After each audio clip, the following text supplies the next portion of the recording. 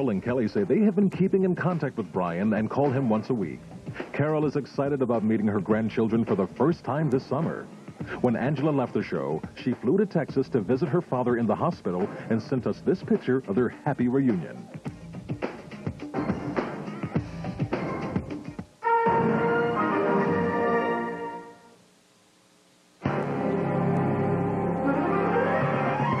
This is ABC 24. Now, your new Mid-South news leader, News Watch 24. Live at 5. Straight ahead, live at 5 this Tuesday, a sad chapter is closed in the 10 Mile Creek drowning incident. The body of a missing child is found, and we'll have the latest next.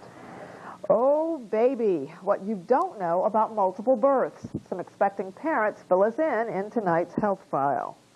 And the color of fun, as everybody's favorite crayons get some new kids in the box. In fact, we call them heroes. We'll tell you all about it when we come back. But first, this first Tuesday in February, if you think you're paying a lot for gasoline right now, there's a possibility you may have to pay even more. Good evening, I'm Lynn Carthane. The Memphis City Council is expected to vote on 2 issues tonight that could affect your wallet when it comes to filling that gas tank. Newswatch reporter Kelly Freeman joining us now live from City Hall in Memphis with more on the story. And Kelly, what are you going to tell us? I mean, this does not sound like something people want to hear. Definitely not, Lynn. As you know, gas prices are already high enough in Memphis, but they could be raised even more. The City Council will be voting to reallocate 6 cents in state gas taxes already approved to raise money for the light rail system. The council is also expected to vote on a second resolution that would give the council the power to ask Shelby County voters at a later date if they want to approve an additional 3-cent tax on a gallon of gas to operate the light rail system here in Shelby County. What that means is that if you were to buy a gallon of regular gas today at $1.27, with that imposed, it would be $1.30 for 1 gallon of gas. I'm Kelly Freeman reporting live from downtown Memphis.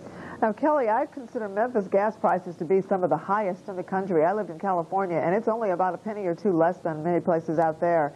Do you think this is going to sit well with people around here?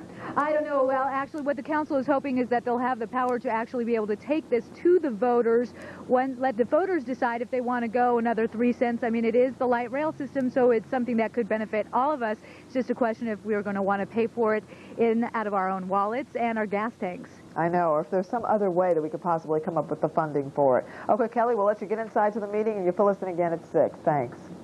Well, you know, that morning commute along I-40, a lot more challenging today. You may know about it because you may have been there. Along with the normal congestion, drivers had to deal with heavy rain and an incredibly large pothole near the Sycamore View exit. Newswatch reporter Leon Gray joining us now. And Leon, that pothole destroyed the day for a lot of people. I just cannot imagine driving and having the things that happened to them. You're absolutely right, Lynn. By all accounts, the crater-like pothole on I-40 wasn't marked, and when motorists hit it at normal highway speeds, the results were fatal, at least for their tires. Now, getting a flat tire on your way to work is bad enough under any condition, but having 2, 3, or even all 4 tires go flat is something most of us can't imagine. But that's just what happened to nearly 30 motorists in the inbound lane I-40 at Sycamore View this morning. Construction has been going on for a long time along that freeway, almost several months. And it was that road work combined with heavy rains last night, which authorities say caused the large pothole. Some motorists say it took over 90 minutes for police to respond to the scene, and by then, the pothole had been patched. They came out here and they threw asphalt in the hole, and now the police are driving up and down. At 8:05, a female police officer came by and told me she can't find the pothole. They don't know where it went. Now, wreckers were kept busy much of the morning getting cars off the freeway because most drivers only had more than one flat, but only had one spare tire. As for who pays for the wrecked rubber, the Tennessee Department of Transportation says the best thing for motorists to do is to file their claims for damages with the DeMint Construction Company. Now, the number to call is on your screen. It's 384-7449. Now, DeMint Construction is the contractor that is building that stretch of road. Lynn, back to you. Okay, Leon, now you showed us we saw some of the cars going up, being towed away.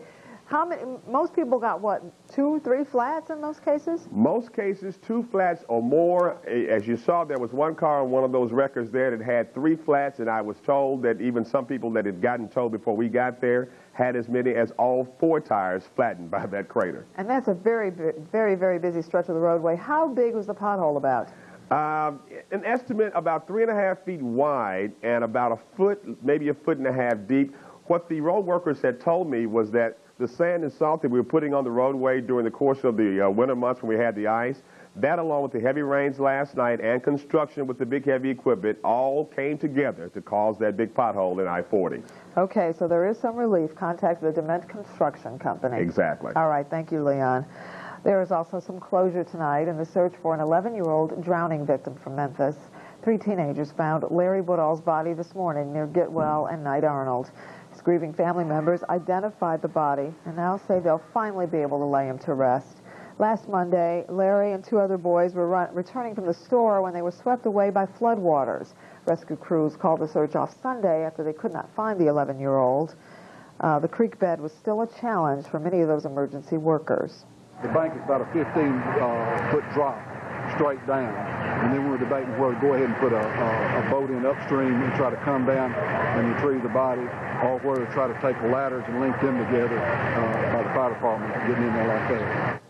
Funeral arrangements for Larry Woodall are still incomplete. Well, still no answers, but a lot of reaction tonight after a Whitehaven store employee is found shot to death last night. The shooting death of 34-year-old Hilton Singleton has shocked workers around the area. The business community in Whitehaven wants to put a stop to crime and fear. The manager of a paint store says the area is not what it used to be, and this isn't the first time that Pager store has had some problems. Well, it makes me feel real sad for the gentleman next door, but it also makes me feel somewhat scared in a way of speaking. And I probably shouldn't feel them, but I did.